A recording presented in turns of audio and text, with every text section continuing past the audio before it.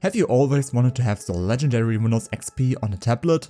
Without a virtual machine or anything like that, running natively on a tablet. You can have that with this tablet PC, the Compaq TC1000. Let's take a closer look at this in this review, because this tablet is really awesome. Hey everyone! Yes, you saw correctly. This is Windows XP running on a tablet PC. It's a Compaq TC1000, or sometimes you also see it referred to it as the HP TC1100. Yes, this device is really cool. This gem came onto the market in 2003 for around $2,000, which would be around $3,580 in today's money. So definitely a price that was comparable to other computers at the time. But what did you get for all that money? A 10.4-inch touch display from Qualcomm, which only responds to pen inputs via the pen that plugs into the side. Underneath the tablet is a 1024x768 display powered by a solid NVIDIA GeForce 2 Go. It has 256 MB of RAM with either a 30 or 40 GB hard drive, both of which can be upgraded. Well, for its time, it was a solid package. And it was also thinner than other laptops, such as this titanium PowerBook G4, which was also released at the same time as this tablet here. Well, this laptop is also from 2003. But were there any disadvantage to this tablet? Well, it's a valid question, because it's smaller than a 15-inch laptop and also thinner. Overall, it's the processor where Compaq had to make compromises. You have to understand that at the time, Intel had the power-hungry Pentium 4 chips, which were a disaster and completely unsuitable for this tablet. AMD chips, although powerful, are also power-hungry, and I wouldn't even mention the waste heat from both processors. Intel Atom chips didn't exist back then, and generally efficient x86 CPUs were generally impossible at the time, until Transmatter came along with the Crusoe. And this Compaq tablet also has this type of CPU in it. Broadly speaking, it's a chip that does not have traditional x86 architecture, but its own, which is optimized for efficiency and performance. In between a transition layer that translates x86 commands for the Crusoe's architecture. In short, it has a 1 GHz chip that emulates an x86 chip. So in theory, it all sounds very interesting and totally logical and sensible, right? So no problems at all? Well, as with many things, theory and practice are worlds apart. The Crusoe doesn't have the enormous advantage of generating little waste heat and being energy efficient. But, and this is a huge but, the processor is constantly emulating everything, which requires a lot of power.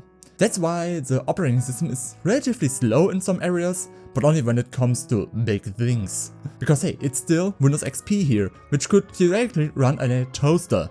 More specifically, it's the Tablet PC edition, which has a few features for writing with a pen. It allows handwritten text to be converted into computer text, which is pretty accurate and good. And everything else you need to work with a pen in Windows, which was pre-installed from Vista onwards and didn't need a separate release. The pen, however, has a built-in battery, which is one of those AAAA batteries that do exist, but they are a bit tricky to find. I found some at the German drugstore for €3. Yeah, at the drugstore, which I didn't even thought of that they have those kind of batteries. And after calibrating the display, just to be on the safe side, it works really well. And the button also serves as a secondary click, which tapping on it is a classical click. The pen can also be quite far away from the tablet for it to respond. And writing text works, but only in block letters. It doesn't recognize cursive at all. But wait a minute. Were we actually talking about the negatives before? So are there any other negatives about the tablet? Well, you should be aware that this tablet is not a gaming tablet. Sure, it has the GeForce 2 in the Go version for laptops, but that was already 3 years old in 2003 and couldn't even run DirectX 8. DirectX 9 was a swan song on Windows XP. You can play Minecraft in a very low resolution and also a very old version with low details. Web browsing is generally a pain under Windows XP, As all new websites use the HTML5, many of the browsers no longer receive updates for XP. So YouTube is impossible on this thing. At least videos that are stored locally will play. You can only watch movies on DVD with an external drive, and there is no space for a DVD drive in there. In general, connectivity is limited. There are 2 USB ports, a 56K modem, Ethernet, VGA, and a audio input and output. There's a keyboard that can be docked to it, and also a dock that expands the connections. Wi-Fi is also on board, as well as a small PCMCIA slot. So in terms of connection, nothing breathtaking or limited, but considering everything that's inside, it's quite a lot. And when you compare it to other laptop with, as I sampled this Titanium PowerBook G4, well, that is everything that the PowerBook offers. So in terms of connections, it is okay for the time. And it's not perfect and not bad either. It's golden middle range.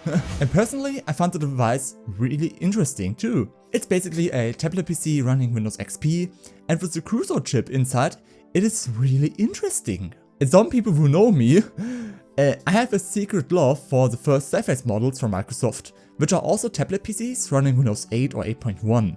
And the Compaq tablet seems a bit like a good prototype of the Surface. And what fascinated me the most about the tablet was the battery. Normally you have about a 3 hour on the battery life, which is great for the size in 2003.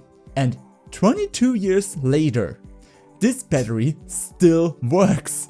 Well, it's only for about 10 minutes, but at least it works, which is just awesome. And it would also be awesome to have a subscribe from you down here for more tech stuff like that and the support here.